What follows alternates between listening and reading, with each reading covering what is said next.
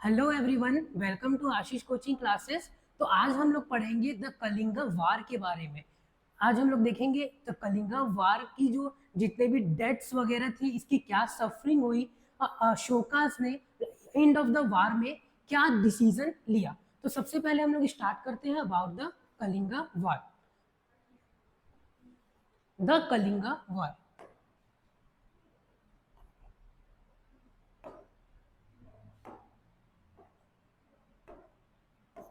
तो सबसे पहले देखेंगे हम लोग when Ashoka extended the throne, Kalinga was the only kingdom that was not under the Mauryan control. अब जो मौर्यन ने अपने एम्पायर को एक्सटेंड किया था, बढ़ाया था, तो केवल जो कलिंगा ही ऐसा पार्ट था जो उसके कंट्रोल में नहीं आया था।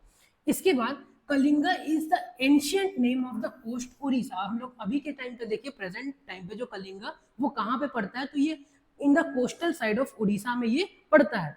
इसके बाद it has a very powerful kingdom, it control the land and sea routes to the south India and the south east Asia.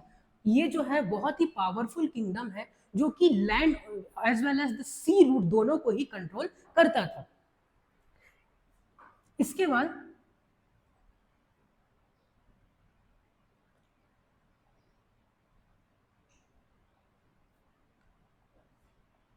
let us see the control on this kingdom could be certainly give Ashoka great economic prosperity। मतलब अशोका को इस kingdom में control पाने के बाद इस city से, इस किंगडम से बहुत सारी जो प्रोस्पेरिटी है, जो वेल्थ है, वो यहीं से मिली थी।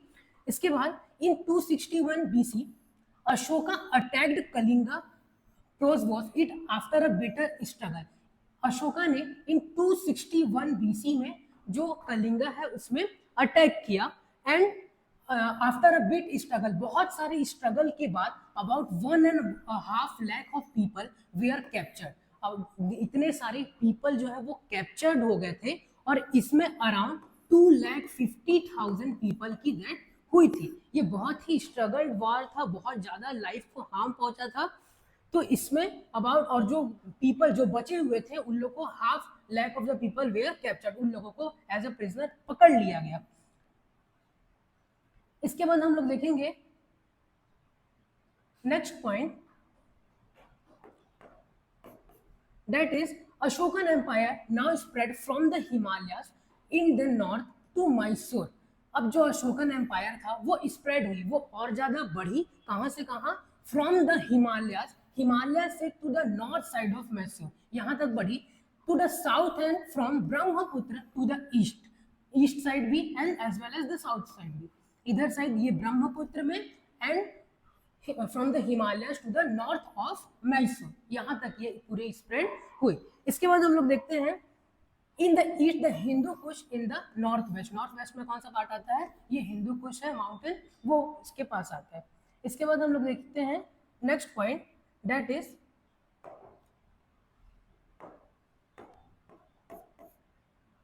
But Ashoka's victory in the Kalinga war did not bring any Joy.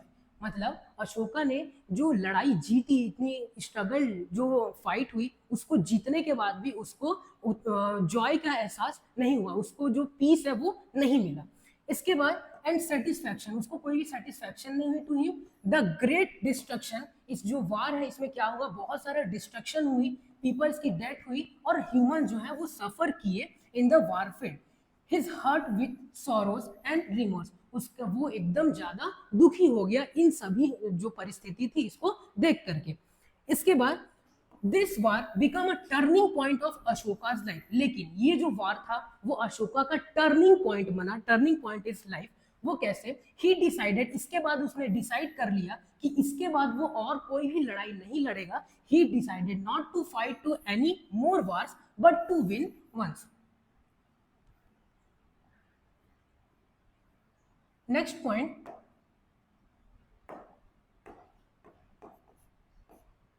the heart of the people with the love, he was influenced with the Buddhist principles of compensation, peace and the non-violence। अब वो जो grow हुए थे उसने follow किए थे Buddhist religion को, जो बुद्धिस्ट कल्चर थे उसको फॉलो करते थे वो लोग अशोका। तो बुद्धिस्ट रिलीजियस में क्या क्या है, जो है ये है पीस है, नॉन वायलेंस है, जो कि वार वगैरह में इंक्लूडेड नहीं होता है, क्योंकि वार जो है वो डिस्ट्रक्शन कॉज करती है। इसके बाद ही एडॉप्टेड बुद्धिज्म, इन्होंने क्या किया, बुद्धिज्म को एडॉप्ट कर लिया।